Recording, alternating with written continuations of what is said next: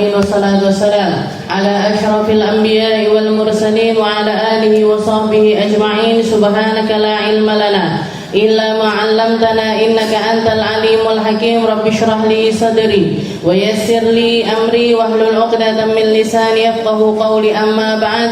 الحمد لله على نعمة الإسلام، الحمد لله على نعمة الإيمان وكفى بها من نعمة. Alhamdulillah, segala puji bagi Allah Subhanahu wa taala yang memberi kita nikmat Islam iman, memberi kita nikmat sehat sempat, memberi kita kenikmatan untuk selalu dan selalu bisa hadir di tempat-tempat kajian ilmu, di tempat-tempat yang membahas tentang aturan-aturan Allah Subhanahu wa taala serta perkara-perkara yang dicontohkan oleh Nabi kita Nabi Muhammad sallallahu alaihi wasallam. Setelah sekian lama kita melompati bab yang rutin untuk kita bahas, karena selama Ramadan bahkan sebelum Ramadan kemarin kita membahas tentang puasa, tentang zakat dan lain sebagainya, maka kita sekarang akan kembali membahas sesuai dengan runtutan dari pembahasan kita, yaitu kita sampai kepada bab sholat. Tepatnya adalah bab rukun-rukunnya sholat. Eling napa mboten, Bu? Endi yo sada catetane dicorek-corek putune, disuwek-suwek anake. Kadung tinggi templean kulkas Ustazah. Angel. Alhamdulillah, nggih, enggak apa-apa, tapi nggih yang penting kita masih bisa, nggih. Untungnya saya ada catatannya dan untungnya saya punya bukunya dan alhamdulillah bukunya ndak hilang, nggih. Karena sekarang saya punya banyak saingan, Bu, di rumah niku. Nggih, ponakan-ponakan saya mulai mondok, buku saya diambil-ambili. Nggih. Nanti tahu-tahu hilang, ini buku saya yang ini kemana? Dibawa ke pondok, nggih. Dibawa ke Tuban, nggih. Jadi satu mondok di Tuban, yang satunya lagi mondok di Al-Bahjah sini. Banyak saingan sekarang. Alhamdulillah, nggih. Jadi beli hilang bukunya ya beli lagi, nggih. Tapi kadang-kadang yang agak mahal ini catatan-catatan seperti ini. Nggih, batasan ngaji saya di sini, batasan ngaji di sana, itu kadang-kadang nggak bisa dicari di buku yang baru, gitu. Alhamdulillah yang buku yang ini alhamdulillah nggak hilang. Kemarin saya lihat masih ada di rak buku saya. Jadi batas kita adalah di bab arkanus sholat. Kita masih ada di dalam bab arkanus sholat, masih membahas tentang perkara sholat. Para ulama sepakat anna sholata afdolul ibadat. Semua ulama sepakat, Bu, bahwasanya sholat itu adalah paling afdolnya ibadah. Sebagaimana kewajibannya adalah kewajiban yang paling afdol, kesunahannya juga kesunahan yang paling afdol, maka ilmu mempelajari tentang ilmu sholat itu juga menjadi ilmu yang teragung. Jadi kalau ada orang mengatakan di zaman sekarang ini, ada orang mengatakan orang Amerika sudah bikin roket, orang ini sudah bikin pesawat, negara ini sudah bikin ini itu dan lain sebagainya. Wong Indonesia panggah belajar toharoh, panggah belajar sholat. Jenengan jawab bene. Biarin urusan bikin roket ben dipikir wong-wong kuwi. Urusan bikin pesawat biar dipikir sama orang-orang itu. Jenengan cukup kalau pengen pergi ke tempat ini ke tempat itu naik pesawat, jenengan cukup duwe iso tuku tiket. Mari, Bu. Nggak usah mikirin, kenapa? Karena yang semacam itu akan selalu ada orang yang memikirkannya. Tapi tentang masa depan kita pribadi, kalau bukan kita yang memikirkannya, siapa? Kalau bukan kita yang nyepakne, sopo, Bu? Kalau ditanya sama Allah Ta'ala, kamu sholatmu gimana? Dan kita tahu sendiri, awalu ma yuhasabu minal insan as-sholat. Perkara pertama yang dihisab sama Allah Ta'ala itu nanti, yang ditanyain sama Allah Ta'ala, tutup bojomu sopo, anakmu sopo, wis dadi presiden apa durung, nggak peduli Allah Ta'ala. Jenengan ini kerjaannya apa, Allah Ta'ala nggak peduli. Jenengan ini punya duit berapa, Allah Ta'ala nggak peduli. Innallaha la yanzuru ila suwarikum wala ila ajsamikum walakin yanzuru ila qulubikum wa a'malikum. Allah Ta'ala nggak peduli kita mau pakai jilbab blusukan, opo pasmina, opo segi empat, kita mau pakai baju kurung, opo gamis, apa atas bawah, terserah. Yang diminta sama Allah Ta'ala tentang pakaian apa? Nutup aurat, jaga kehormatan kita, jaga kita dari pandangan mata-mata orang-orang jahat. Itu yang diminta sama Allah. Innallaha la yanzuru ila suwarikum wala ila ajsamikum walakin yanzuru ila qulubikum wa a'malikum. Yang dilihat sama Allah Ta'ala cara hati kita di dalam memandang Allah. Dan yang kedua apa? Amal-amalannya kita. Sholat ini sudah diwanti-wanti sama Nabi Muhammad jadi amal pertama yang ditanyain sama Allah Ta'ala. Urusan pertama yang dipertanggungjawabkan di hadapan Allah Ta'ala adalah perkara sholat kita. Minimal itu bu, lek ndak apik-apik banget sholatnya, kalau ndak khusyuk-khusyuk banget sholatnya, minimal terep, minimal nggak hilang, minimal nggak bolong, minimal nggak absen jenengan. Dhuwur absen saya wis kesel, drujurne sikil. Asar pakai dulu lah, prai dulu, ini sibuk, ini lebaran, opor saya belum dipanasin, lodeh saya belum dipanasin. Nggak bisa bu, lodeh jenengan tinggal, jenengan sholat dulu, baru setelah itu dicetekin lagi. Jadi urusan sholat ini urusan paling penting. Bikin pesawat itu nggak penting bu, benak nih kulkas nggak penting. Apalagi jenengan biasanya kesibukannya. Jadi nggak penting itu semuanya sesuatu ya. Jadi kalau ada orang mengatakan negara lain sudah begini, negara lain sudah begitu, bene aku tak ngaji neng ribat Aisyah. Ngaji sholat, ngaji wudhu, ngaji benahin tentang masa depan saya yang paling utama, yaitu antara saya dengan Allah Ta'ala. Liyaumin azim yauma yaqumun nasu lirabbil alamin. Katanya Allah Ta'ala di dalam surat Al-Mutaffifin, nanti orang itu semuanya bakalan dibangkitkan. Dan ketika hari kebangkitan tersebut, di hari kebangkitan tersebut, urusan manusia satu persatu diurusi langsung sama Allah Ta'ala.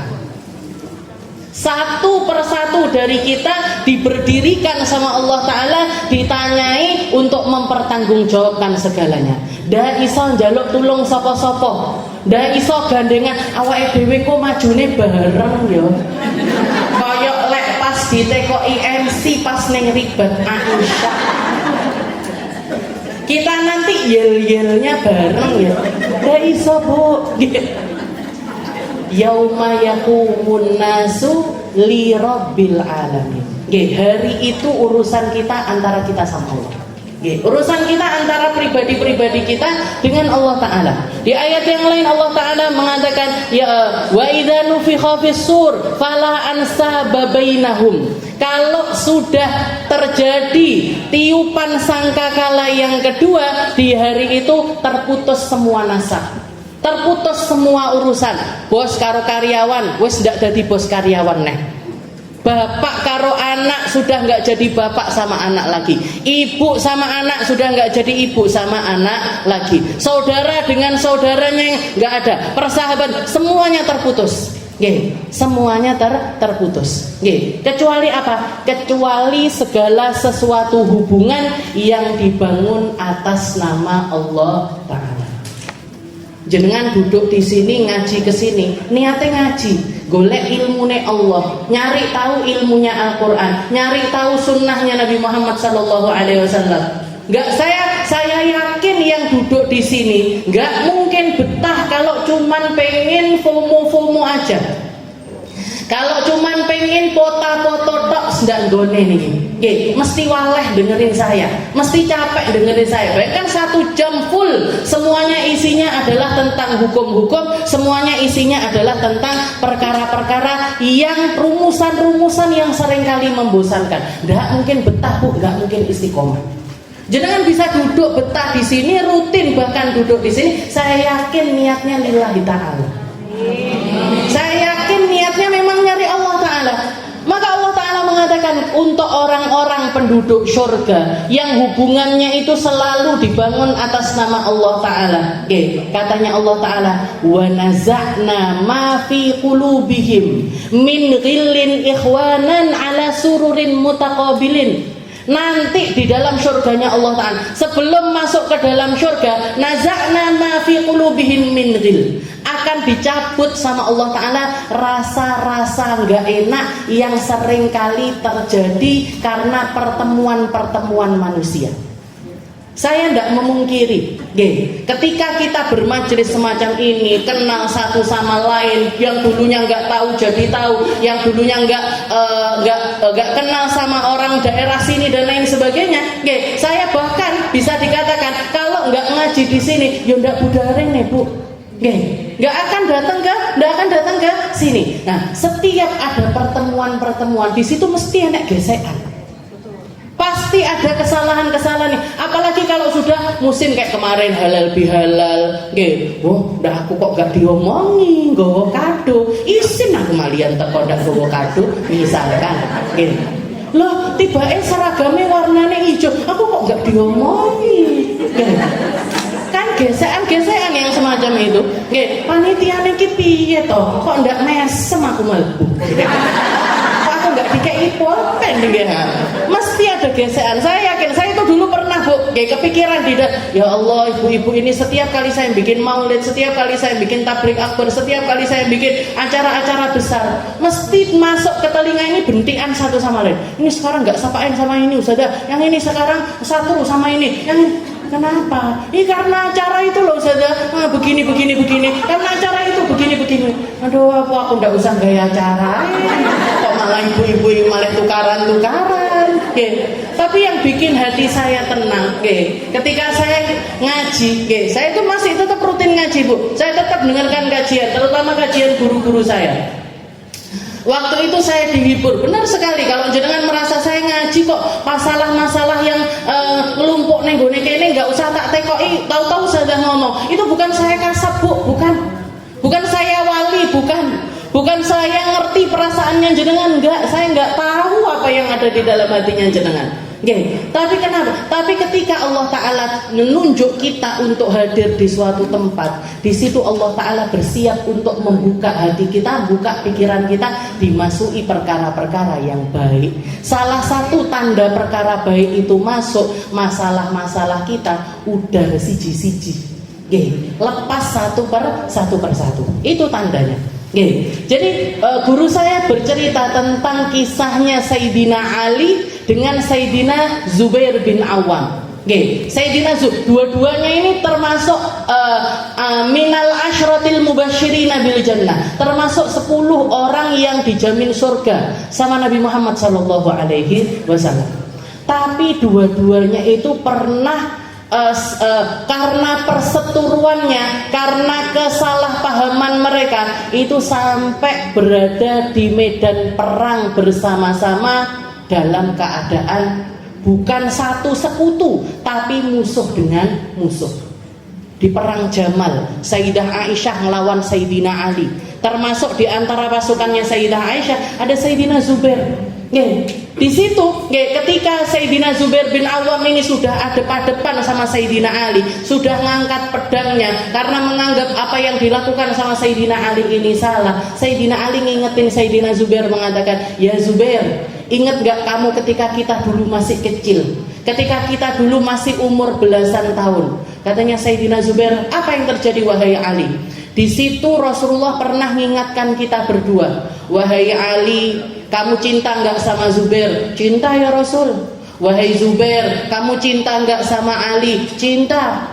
Dua-duanya ditanya sama Nabi, kalian berdua ini saling senang, saling cinta, saling tresno apa enggak? Mereka berdua menjawab, bala ya Rasul, kami apa alasan saya nggak senang sama Ali? Katanya Sayyidina Ali, apa alasan saya nggak senang sama Zubair, pemuda yang pintar mengaji, pintar berperang, pintar semangat di dalam menjalankan agama. Apa alasan saya nggak senang sama dia, wahai Rasul? Maka Rasulullah mengatakan, wahai kalian berdua, nanti suatu saat kalian akan dihadapkan dengan satu keadaan di mana kalian berdua bukan lagi saling mencinta tapi saling bermusuhan. Pada saat itu wahai Zubair, ingatlah, Ali yang benar, kamu yang salah. Orang musuhan itu kan rebutan bener. Nggih napa mboten? Jenengan pas muangkel pancen yo dhek sing salah. Temennya jenengan dhek sing salah. Mosok aku kon minta maaf. Nggih. Orang itu ketika bermusuhan dua-duanya rebutan salah. Makanya saya pernah dapat nasihat pernikahan. Oke, ada satu orang mengatakan kepada saya, nanti kamu kalau sudah nikah, ojo rebutan bener, rebutan salah. Kalau rebutan salah, nggak bakalan tukaran, Bu. Oke. Yo Mas, aku sing salah. Enggak Bu, aku sing salah. Nggak situ tukaran. Yang ada pertengkaran itu mesti rebutan bener. Pancen sampeyan ning golek duit pangga titik ae. Yang satunya, bojo kok ora duwe syukur-syukure. Akhirnya tukaran. Tapi kalau dua-duanya merasa salah, maka nggak akan ada pertengkaran. Maka Rasulullah waktu itu mengatakan semacam itu, Bu. Wahai Zubair, ketahuilah ketika kamu nanti di suatu keadaan kamu bermusuhan dengan Ali, ketahuilah kamu yang salah, Ali yang benar. Maka langsung katanya Sayyidina Zubair waktu itu, beliau ingat dilempar pedangnya pergi. Ketika beliau pergi dari medan peperangan, ternyata ada satu orang membuntuti, ada satu orang buntutin. Setelah itu nyampe ke satu tempat di bawah pohon, dipenggal kepalanya Sayyidina Zubair. Orang tersebut langsung mendatangi Sayyidina Ali. Setelah itu mengatakan, ya Ali, abshir, wahai Ali, saya mau bawa kabar gembira kepadamu. Apa itu? Inni qataltu Zubairan, saya sudah bunuh Zubair bin Awam. Katanya Sayyidina Ali, abshir bima, abshir binar. Kamu mau tak kasih kabar gembira tentang apa? Saya akan memberi kabar bagimu bahwasanya kamu adalah penduduk neraka. Kenapa kok seperti itu? Fa inni sami'tu Rasulullah sallallahu alaihi wasallam yaqul, karena saya pernah dengar Nabi Muhammad mengatakan, qatilu Zubairin finnar, pembunuh Zubair tempatnya di neraka. Maka dikatakan ketika Sayyidina Zubair akhirnya wafat, Sayyidina Ali yang mandikan, yang ngafani, yang bahkan masuk ke liang lahat. Setelah selesai prosesi penguburan, Sayyidina Ali berdiri di atas makamnya Sayyidina Zubair sambil ngutip ayat ini yang tadi saya baca. Nopo?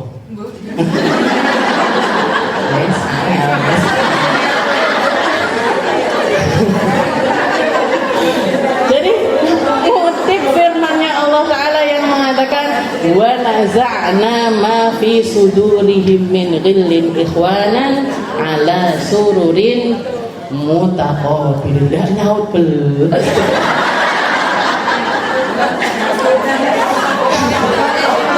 Jadi ngambil ayatnya Allah Ta'ala yang ini, Bu. Ngambil ayatnya Allah Ta'ala yang mengatakan, wahai Zubair. Jadi Sayyidina Ali mengatakan kepada Sayyidina Zubair, wahai Zubair, aku hanya berharap di saat ini bahwasanya semoga kita nanti masuk di dalam golongan yang dikatakan oleh Allah Ta'ala, wa naza'na ma fi qulubihim min ghillin. Orang-orang penduduk surga itu adalah mereka-mereka yang rasa nggak enak di dalam hatinya itu semuanya dicabut sama Allah Ta'ala. Ala sururin mutaqabilin. Mereka akan duduk berhadap-hadapan di dalam surganya Allah Ta'ala untuk menikmati setiap kenikmatan surga. Allahumma ja'alna minhum. Mungkin kita semuanya masuk golongan ini. Masih atau enek tukaran-tukaran cilik-cilik ndak apa-apa. salah paham dikit-dikit nggak apa-apa. Tapi setelah itu kita lepaskan, setelah itu kita relakan. Termasuk tujuannya halal bihalal kemarin kan nih, ini kugian hilun, melepas apa? Melepas semua rasa nggak enak yang ganjel di dalam hati. Jangan sampai jenengan masuk ke majelis ini, satu pokoknya gue gelemku neng kono tok. Nyapa? Gelap aku karo ibu saya neng kono. Saya maunya duduknya di situ. Mau ketemu ibu ini kelepat, ketemu ibu ini kelepat. Jangan diimbu, Bu. Jadi rasa dendam, rasa nggak enak, rasa sakit itu jangan dipendam. Kalau memang jenengan ada urusan masalah secara pribadi seperti itu, jenengan parani orangnya, jenengan jabat tangannya, wes ya, bar ya. Awake dhewe balik seperti asal. Minta maaf. Minta maaf itu nggak akan menurunkan derajatnya. Enggak ada, insya Allah ribuan Aisyah resik kabeh. Bersih semua, jadinya murni semurni susu. Enggak beda jauh sama yang lain. Bab arkanus shalah. Masuk kita kembali lagi ke bab tentang rukun-rukunnya salat. Jadi salat itu afdhalul ibadah. Salat itu ibadah teragung. Teragung, munajat terindah. Karena yang mentartibkannya adalah Allah Ta'ala, yang mencontohkannya adalah malaikat Jibril, yang diberi contoh adalah manusia teragung, yaitu Nabi Muhammad Sallallahu Alaihi Wasallam. Makanya Nabi Muhammad ketika wasiatnya beliau tentang salat, beliau cukup mengatakan sallu kama ra'aitumuni usolli. Salatlah kalian sebagaimana kalian melihat aku salat. Pakai mata zahirmu ataupun pakai mata batinmu, pakai caranya Nabi di dalam salat. Dan kalau kita lihat di dalam salat itu, Bu, lengkap semua ibadah itu ada. Jenengan di dalam salat bertasyahud sudah pasti. Mengikrarkan diri asyhadu alla ilaha illallah dengan berbagai macam bentuk bacaannya, termasuk di dalam iftitah. Di situ ada pengikraran diri, ada ikrar diri tentang peribadatan kita kepada Allah, tentang penghambaan kita kepada Allah. Kita mengucap di dalamnya inni wajjahtu wajhiya lilladzi fataras samawati wal ard hanifan musliman wa ma ana minal musyrikin. Gak mungkin saya orang musyrik, gak mungkin. Gak mungkin saya orang yang menyekutukan Allah, gak mungkin. Buktinya apa? Buktinya sekarang saya berdiri, tangan saya sedekap seperti yang diperintahkan oleh Nabi, dan di situ saya mengucap inni wajjahtu, ya Allah saya lagi ngadep. Wajahia, wajah saya ini saya adepin lilladzi fataras samawati wal ard, kepada zat yang mencipta langit dan juga bumi. Saya bukan sedang ngadep bupati, bukan. Bupati ini hilang deh.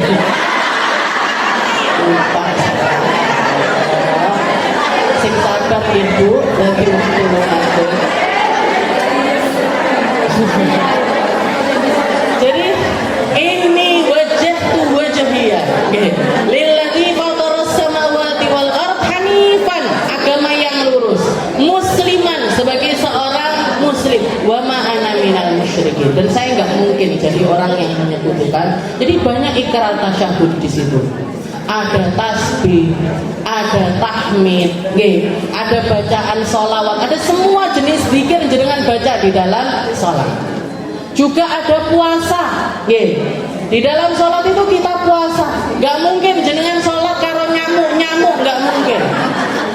Jenengan sholat sama minum gak mungkin. Karena bahkan takbir yang pertama itu dinamakan dengan takbiratul ihram, karena dengan takbir tersebut terharamkan segala sesuatu yang sebelumnya itu halal. Ngomong sebelum sholat boleh, tengah sholat gak boleh. Minum, makan sebelum sholat boleh, setelah kita takbiratul ihram enggak boleh. Jadi ada puasa di situ. Ada puasa, ada zikir, ada tasyahud, zikir dengan berbagai macam zikir. Ada mutawajjihun wujuhana ilal qiblah. Ada penghadapan fisik kita ke arah kiblat. semacam orang yang tawaf, semacam orang yang sedang melaksanakan ibadah haji dan juga umroh. Jadi kalau misalkan orang itu biasanya delok kiblat ini hanya ketika haji ataupun umroh, tapi kita setiap sholat 5 waktu kita ngadep ke Ka'bah, kita ngadep ke arah kiblat. Setelah itu di situ ada tarkul ma'asi, ada juga kita meninggalkan berbagai macam maksiat. Orang sholat nggak mungkin sambil berzina, nggak mungkin. Orang sholat nggak mungkin sambil judi, nggak mungkin. Mosok yo sholat selote pangkat buka. Nggak tahu lagi kalau orang-orang yang terlalu ini, gitu.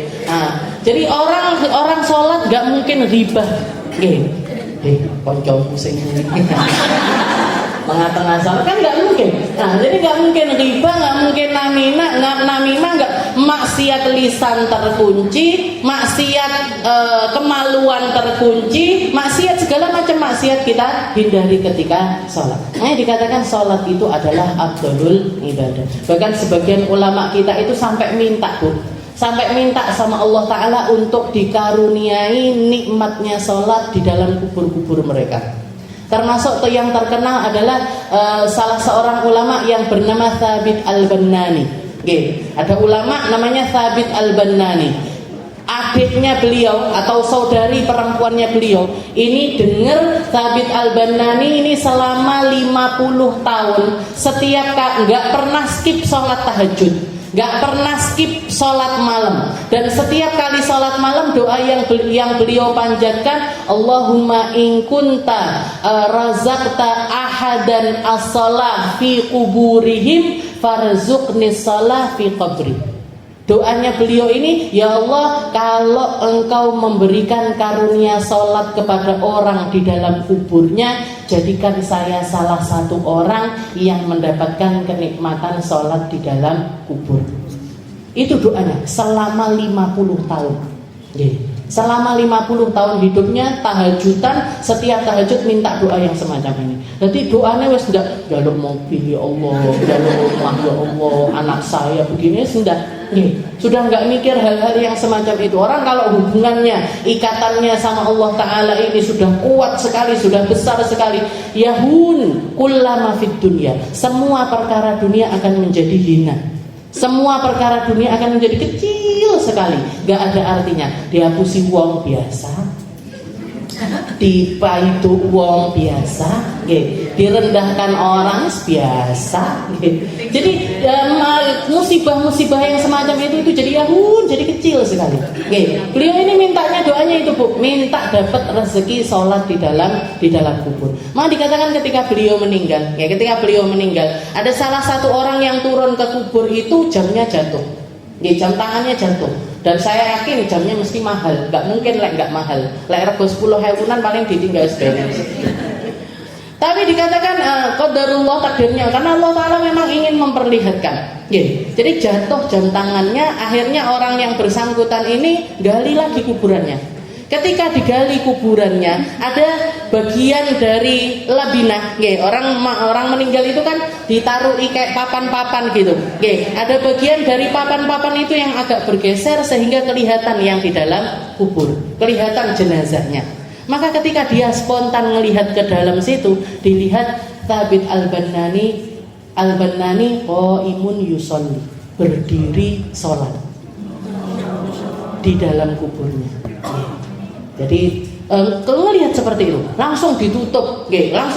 Setelah itu dikembalikan kuburannya, pulang bukan ke rumahnya tapi marani rumahnya Thabit Al-Bannani. Nanya sama adiknya, nanya sama keluarganya, amalane iki opo?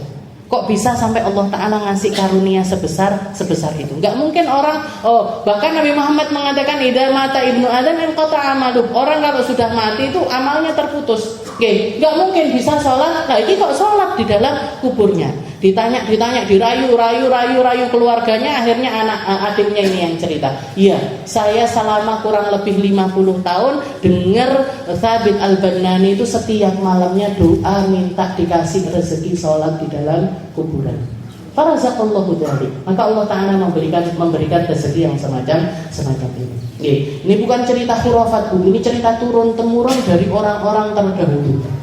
Bahkan Nabi Muhammad SAW mengatakan, lamma marartu yawma'an usriyabi, malam ketika aku Isra Mi'raj, saya lewat kuburannya Nabi Allah Musa, wa ra'aituhu qa'imun yusalli fi qabri. Ketika saya melewati kuburannya Nabi Musa, saya melihat Nabi Musa berdiri di atas kuburannya sholat.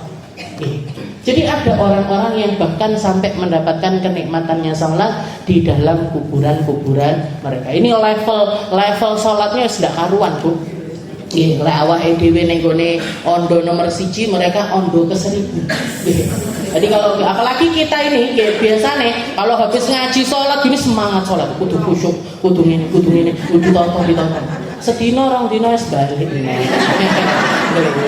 Jadi kita ini kayak naik tangga jeblok neh, munggah ondo neh jeblok neh, munggah ondo neh jeblok. Mereka di tangga yang ke 1000. Ya Allah, itu kena nebu sholat nggih. Arkanus shalah, rukunus shalah an-niyah. Seperti yang kita bahas kalau di pertemuan yang lalu, kita bahas tentang rukunnya sholat dari segi pembagian. Jadi rukun sholat itu ada yang qalbiyah, ada yang sifatnya pakai hati, sifat ibadahnya pakai hati. Ada yang rukun fi'liyah, ada yang sifatnya itu pekerjaan. Ada yang rukun qauliyah, ada yang sifatnya itu bacaan. Ada yang sifatnya itu adalah bacaan. Ada yang sifatnya itu maknawiyah. Ada yang dari segi makna, yaitu tartib dari salat. Nah, sekarang kita akan membahasnya secara berurutan. Rukun salat yang pertama adalah niat. Fungsi dari niat ini apa? Fungsi dari niat ini, fungsi niat di dalam sholat itu adalah untuk membedakan jenis sholat dan juga waktu sholat. Jadi fungsinya niat itu adalah untuk membedakan jenisnya sholat. Ini sholat wajib kah? Ini sholat sunnah kah? Jadi jenisnya sholat ataupun juga waktu-waktunya sholat, subuh kah, duhur kah, asar kah, maghrib kah, isya kah. Jadi untuk membedakan jenisnya sholat, dan juga untuk membedakan waktunya sholat. Untuk membedakan jenisnya sholat sama waktunya sholat. Makanya rukun sholat, rukunnya niat. Jadi ada niat itu rukunnya sholat. Di dalam niat sendiri juga ada rukunnya. Ada yang harus ada di dalam niat kita. Yaitu yang harus ada di dalam niat kita adalah qasdul fi'il wa ta'yin wal fardiyah. Di dalam niat sholat itu harus ada qasdul fi'il. Qasdul fi'il ini apa? Lafaz usolli. Harus keluar, harus ada niatan untuk saya mau sholat. Itu namanya qasdul fi'il. Wa ta'yin. Ta'yin ini apa? Ta'yin ini jenisnya sholat. Dan yang ketiga al-fardiyah.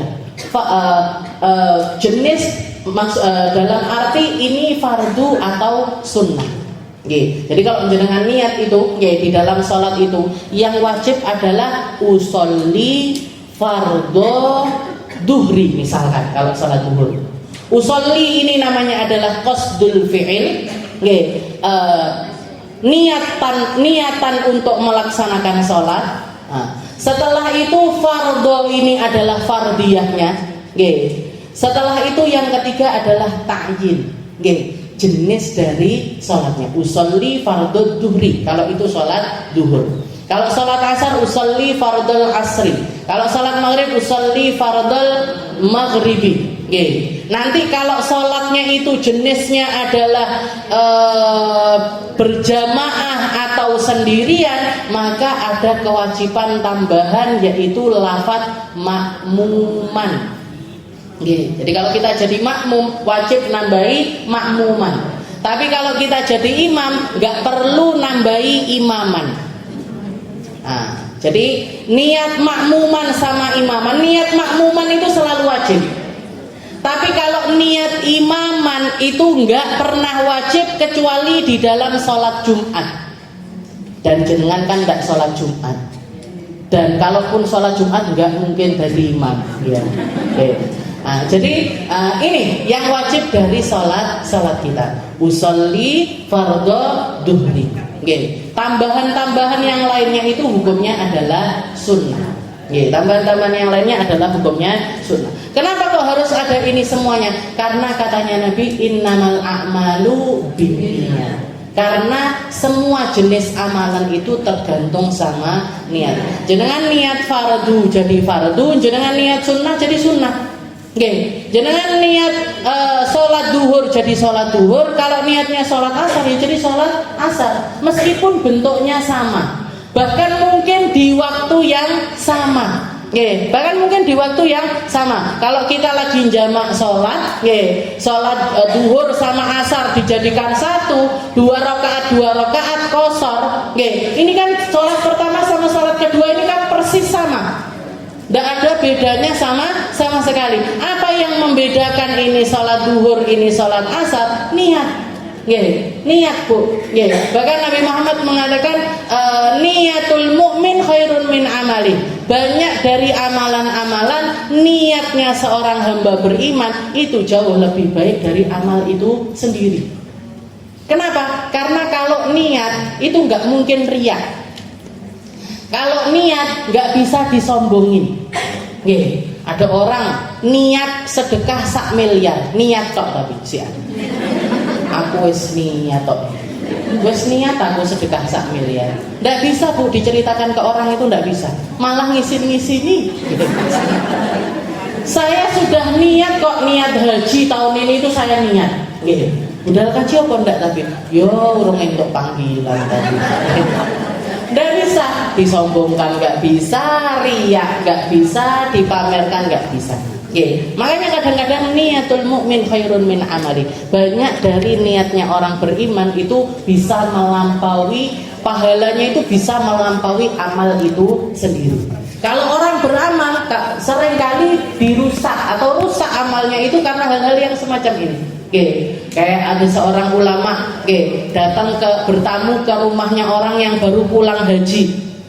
Orang yang pulang haji ini bilang sama pembantunya, tolong keluarkan minumannya, pakai nampan yang saya beli di haji yang kedua. Bukan yang ketiga loh ya, yang kedua. Berarti bawa nampan, setelah disuruh bawa makanan pakai nampan yang dia beli di Mekah ketika haji yang kedua, bukan yang ketiga. Keluar dari tempat tersebut, ulama tersebut mengatakan, mesakne wong kuwi. Kenapa wahai imam? Karena gara-gara nampan, cuman gara-gara nampan hilang pahalane haji telu. 3 kali berangkat hajinya dia itu jadi hilang. Gara-gara apa? Gara-gara milik pamer nih wong.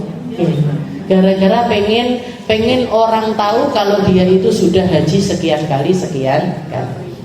Padahal makanya niatnya orang beriman itu bahkan seringkali lebih baik daripada amal itu sendiri. Sholat ini karena dia adalah salah satu dari jenis ibadah, maka niat itu hukumnya adalah wajib. Wa mahalluhal qalb wa talaffuz biha sunnah. Setelah itu niat ini tempatnya di dalam hati, melafadzkannya hukumnya adalah sunnah. Jadi kalimat usolli fardhu duhri itu yang wajib dari kalimat tersebut bukan yang ada di lisan kita, tapi yang ada di dalam hati kita. Jadi pas jenengan ngangkat tangan takbiratul ihram, Allahu Akbar, lisannya ngucap Allahu Akbar, hatinya menyempatkan untuk merasakan atau memunculkan rasa niat tersebut dengan kalimat tersebut. Usolli fardhu duhri, kalau duhur. Usolli fardhu asri. Jadi tempatnya niat itu di dalam hati, melafadzkannya itu adalah sunnah. Kenapa kok sunnah untuk dilafatkan? Sunnah dilafatkan. Dan kalau kita melafatkan niat, tempatnya bukan ketika takbiratul ihram tapi sebelumnya. Oke, ndak iso pun jenengan takbirat Allahu Akbar bareng sama usul dibantu. Ndak bisa. Jadi pelafatannya sebelum sholat, pelafatannya sebelum takbiratul ihram. Ketika kita takbiratul ihram, hati kita yang melewatkan niat tersebut. Hati kita yang namurul kalimah fi qulubina, menata niat tersebut di dalam hati kita. Jadi kudu bareng antara takbiratul ihram dengan niat di dalam hati. Lafadznya sebelumnya. Lafadznya sebelum dari niat itu sendiri. Makanya ini di mazhabnya Imam Syafi'i ada mazhabnya Imam Hanafi yang agak lebih ringan di dalam niat ini, karena kadang-kadang orang itu saking seringnya sholat, saking sudah jadi rutinitas hariannya, seringkali bertakbiratul Allahu Akbar, aku mau wis niat apa dulu. Saya tadi itu sudah melewatkan rasa niat di dalam hati apa belum? Nama mboten? Itu nanti diulang pas Fatihah. Aku mau niat apa durung, rukuk aku niat apa durung. Nah, ketika kita sudah terlanjur lupa, tadi ketika takbiratul ihram itu lewat benar apa enggak niatnya, kita bisa ngambil perkataannya Imam Hanafi yang mengatakan orang sudah berdiri ngadep kiblat, beber sajadah, pakai mukena, mosok yo arepe pingpong. Gitu. Masa ya mau tenis? Kalian sudah pasti mau sholat. Jadi Imam Hanafi lebih ringan di dalam hal ini, tapi di mazhabnya Imam Syafi'i se-ekstrim itu. Jadi niat itu harus bareng sama takbiratul ihram. Mahalluhal qalb wa talaffuz biha sunnah. Wala budda ayyakuna al-manwi mithlah. Dan yang diniatkan harus sesuai dengan cara kita sholat. Jadi misalkan kita niat sholat duhur, niat sholat duhur itu 4 rakaat. Nah, sholat duhurnya yo kudu 4 rakaat. Gak boleh jenengan niat sholat duhur 4 rakaat dikosor jadi 2 rakaat, kecuali ditambahi niat kosor. Jadi kalau misalkan sudah kadang terlupa, aku mau kadang ndak niat kosor, ya sudah berarti ditamamin jadi 4 rakaat, disempurnakan jadi 4 rakaat. Jadi sesuatu yang hilang di dalam niat kita itu harus disempurnakan di dalam amaliyahnya. Waktuha athna'ut takbir falau kabbara biduni ayastahdhiruha thumma ba'da takbir nawa fala tanaqid salatu. Nah, makanya di dalam di mazhabnya Imam Syafi'i niat salat itu harus di tengah-tengah takbiratul ihram. Kalau dia bertakbir, kalau dia takbiratul ihram tanpa menghadirkan niat itu sendiri, kemudian setelah dia takbir baru menghadirkan niatnya, fala tanaqid salatu, salatnya tidak dianggap sah. Makanya kudu ngati-ngati. Ketika mau awal sholat itu benar-benar kita harus menghadirkan niat kita. Makanya juga susu-susu Bu sembarang-barang. Dengar azan, dengar qomat lagi belayu to qomat. Ini sudah pasti sudah pasti nggak karu-karuan niatnya, nggak karu-karuan bacaannya, nggak karu-karuan. Nah, tapi ketika awal padahal kita dituntut itu tadi. Makanya di dalam hadis yang lain Rasulullah mengatakan inna likulli syai'in safwah wa safwatu shalah takbiratul ihram ma'al imam. Setiap perkara itu punya intisarinya. Setiap perkara itu ada perkara paling mahal di dalamnya.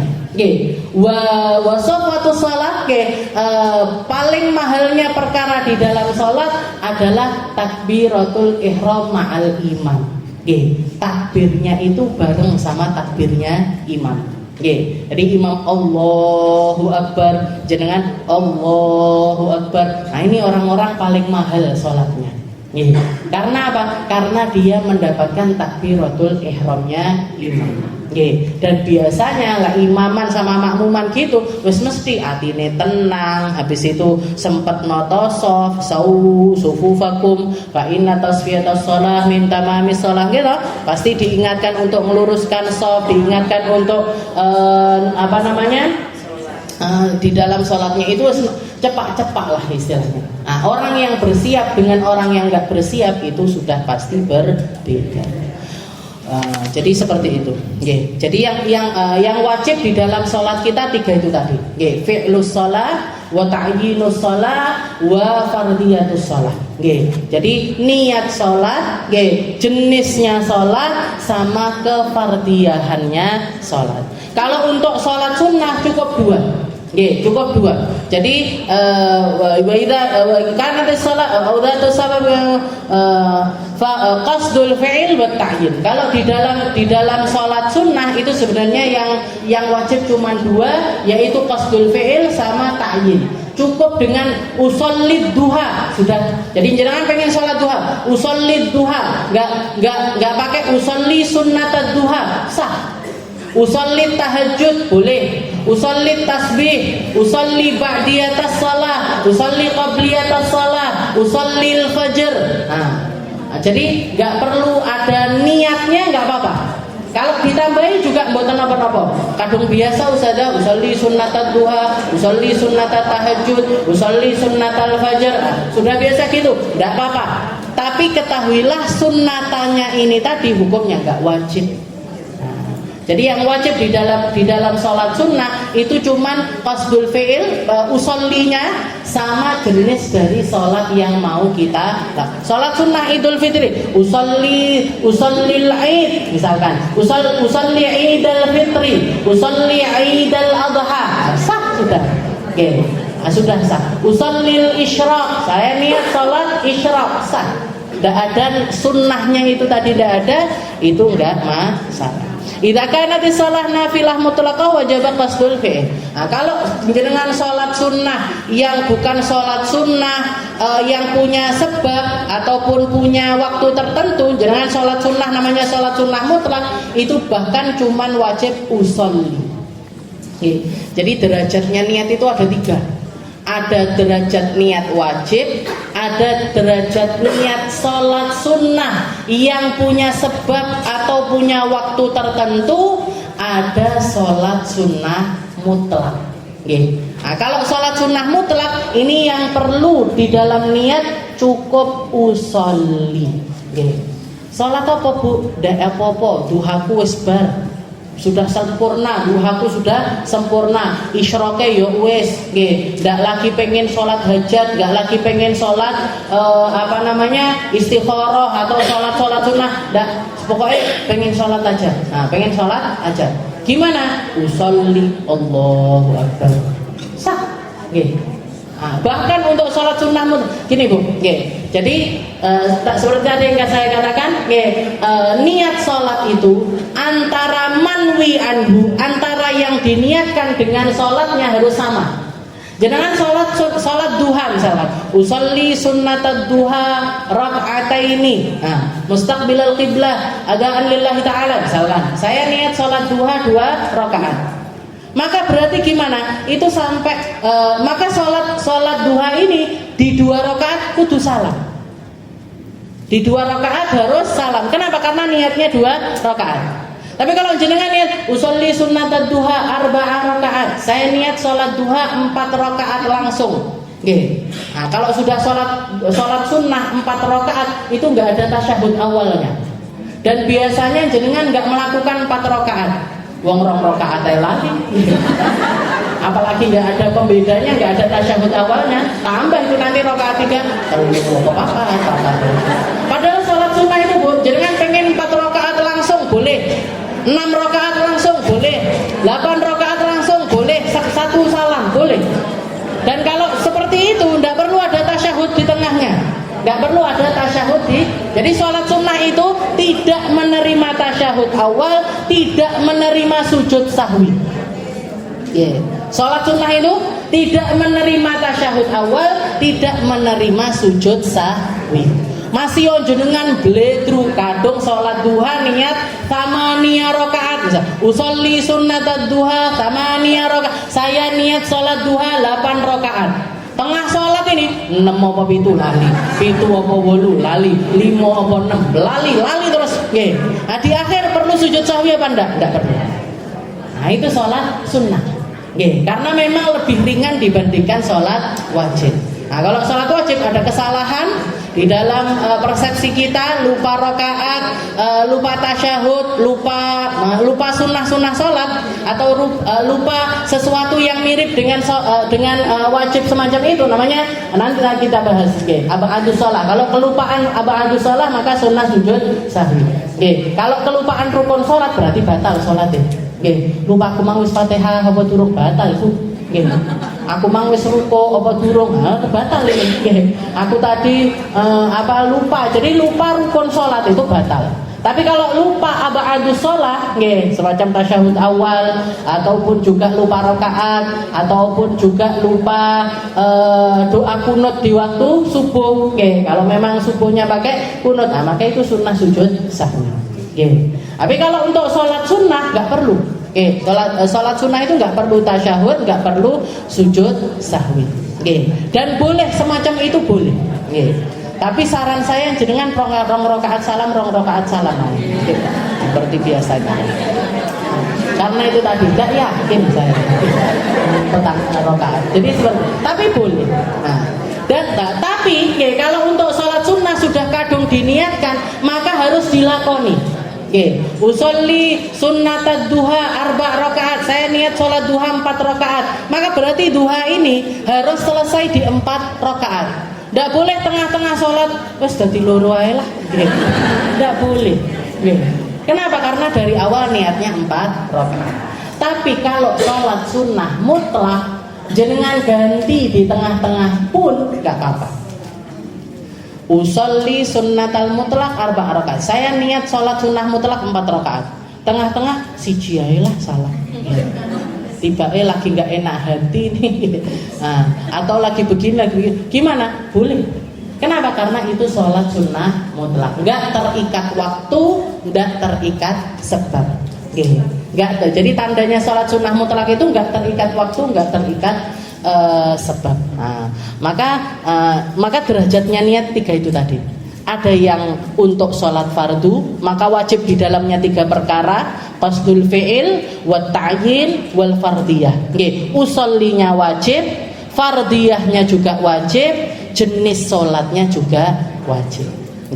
Setelah itu yang kedua, derajat yang kedua adalah untuk sholat sunnah. Untuk sholat sunnah yang punya sebab dan sholat sunnah yang memiliki waktu tertentu, maka wajib di dalamnya 2 perkara: qasdul fi'il wa ta'yin. Niat pelaksanaannya sama jenis sholatnya. Kalau sholat sunnah mutlak cukup qasdul fi'il. Cukup usolli saja. Jadi takbiratul ihram itu sampai usolli. Sudah cukup. Saya niat sholat. Kalau pakai bahasa Indonesia, pakai bahasa Jawa boleh. Kulo milik sholat. Atau pakai bahasa Inggris, bahasa Jepang, bahasa Korea, bahasa apapun, Gusti Allah paham semua bahasa. Bahasa semut misalkan, kalau jenengan tahu boleh. Tapi untuk niat, kayak yang selain niat tak boleh loh Bu.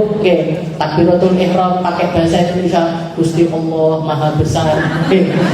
Boleh. Nanti ada di dalam takbiratul ihram ini, bahkan ini kalau mau saya sebutkan ada 20 kriteria dari takbiratul ihram yang harus ada di dalam takbiratul ihramnya kita. Para ulama kita itu detail sekali di dalam menjelaskan segala perkara. Itu adalah tentang niat. Jadi niat semacam itu. Jadi ngati-ngati kalau baik itu wudu, baik itu sholat, selalu niatnya itu tempatnya di awalul fi'il, awal perkara amal yang kita lakukan. Kalau wudu tempatnya ketika kita basuh wajah, kalau sholat tempatnya ketika kita takbiratul ihram. Ketika kita takbiratul ihram, tempatnya di dalam hati, pelafatannya hukumnya adalah sunnah. Pelafatannya hukumnya adalah sunnah. Cuman satu amalan, yang niat itu, niat ibadahnya itu tidak harus di awal perkara, yaitu puasa. Puasa itu awal jenengan puasa kan ketika tuluul fajar, ketika azan subuh. Maka nggak boleh bahkan kita itu nunggu azan subuh terus nawaitu shauma ghadin ana fardi syahran, enggak boleh. Oke. Kalau untuk puasa harus mabit niat, harus bermalam dulu niatnya di malam hari. Kalau itu puasa wajib. Jadi puasa wajib harus ada mabit niat. Nggak boleh ketika berbarengan dengan azan subuh. Jadi ada beberapa jenis ibadah yang niatnya itu tidak bertempat di awal perkara ibadah tersebut. Wa ruknu tsani takbiratul ihram wa hiya qaulu Allahu akbar sumiyat bidzalika li annaha tuharrimu ma kana halalan qablaha. Wallahu a'lam bishawab. Insyaallah kita lanjutkan di pertemuan selanjutnya tentang takbiratul